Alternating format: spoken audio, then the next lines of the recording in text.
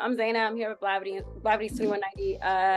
First of all, congratulations on the Unfollow Me tour. Yeah. Really excited to see what more is going to come from it. We've seen clips online so far. I've seen 2 of your shows already in the past. And I think that with every show, there's an elevation of what you do, what you give us, and things like that. So when it comes to this elevation with this tour, what I know you've talked about it previously, but in a sense of what we're seeing, what can we expect from the Unfollow Me tour that we haven't seen from Erykah Badu in the past? Erykah Badu in 2023. Okay, we love that. We love that. Yes, I think that you always change and upgrade yourself. And I love to see that. I will say though, in the last tour that I saw you in, you did mention that you created Baduism for the 90s babies because you were pregnant with 7 at the time. And, you know, you've given pretty much millennials an entire soundtrack, right? So when it comes to you giving us some, I'm a millennial. So Hey. give us something. What have we given you when it comes to your growth? What have you given me when it comes to my growth? You've given me improvements on my design because of the way we've communicated, you know, very, very personally. So I can see my growth through you, you know, and that keeps me on my A game. It's the reasons why I take a Janelle Monáe on a whole tour, or a Dej Loaf on a whole tour. The reason I do that is because I am communicating with you. You know, this is for you. You know, and I was born in the 70s, so I imagine that Shaka Khan did the same kind of thing for me. You know, I just decided to start a movement because things were moving too slow for me. You know, when it came to our voices, you know, the frequency was moving a little slow.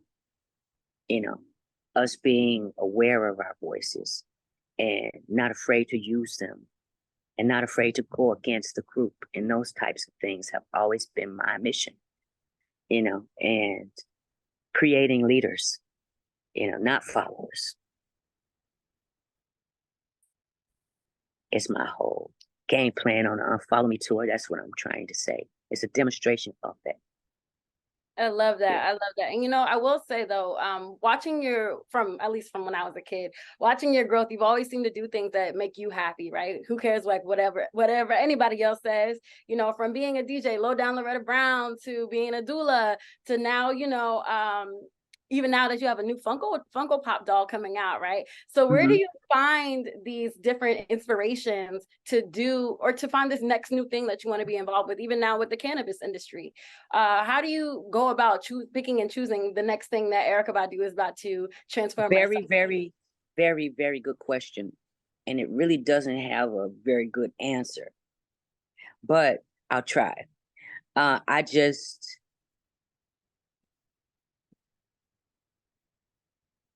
I am the franchise of my world and my family. I don't have a boss or anything, or no one to tell me to get up at 7 a.m. or do something or make an album or start a tour or create a campaign. So I'm moved and motivated by just the thought of that, knowing that there's no one to push me or tell me. Every single day I am thinking of a campaign or an idea or something to share with my team to push forward. And how do I come up with them?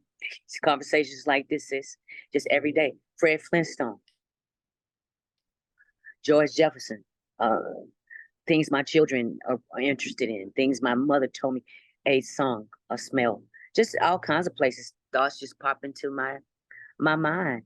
And I fortunately have put together a great team of people in every area. Because I used to do all of it myself, all of the marketing, all of the promotion, I did everything myself up until 2022. So this year I decided in 2022, I put together a plan to push all these things forward because I actually want to take off to spend time with my daughter, Mars. And in order to do that, we have to have some residual. We have to have something to continue our lifestyle that I started for them. So in 2022, I put a list together of 12 things. And those 12 things came into fruition. Just hard work, accountability, willpower, a little suffrage here and there when you don't want to do it. But I'm repaid by the world or whoever's giving out these gifts for my integrity. It's the integrity of doing things when people aren't watching, putting together a whole plan. You're not going to really get a lot of accolades for these types of things, and you can't look for them. So I have to recognize my real audience. That's trees, sun, air, wind, and things like that, because that's where I get my rewards. You know, the most rewarding things come from those elements for me. Absolutely. You know, this is my last question here. When it comes to rewards, I think that being a doula is something that can be like extremely rewarding, you know, especially with the amount of people that you've helped. And I want to know, you know, we know that you've been a doula to a lot of big names, but even if you've done people who or been a doula for people who are smaller, what has this opened your eyes to? I know like it's different when you're the one having the babies and then when you're the one helping the people have the babies. So Right. what is that? What have you what have you learned from this experience? Being a doula, I learned what I was made of, actually, because being in a service position in an active labor is very important because we're people. We have personalities and opinions and judgments in our minds and things. All of that has to be emptied completely. And the amount of time that it took me to empty all of that, maybe 3-4 years, you know, emptying out the opinions and the judgments and the preoccupations and status and all that. After I was able to empty that all out, I found that I am more useful in that service area than I could be with coming to people with a whole bunch of knowledge and information. You know, I'm more useful as an empty container because it is the mother who is in active labor. I'm helping. You know, I'm like Bruce Lee said, like water. And I found out too that my actual contract, maybe 10 years into the process of being a doula, I became a doula in 2001, my certification in 2001. So about 10 years into it, 2021,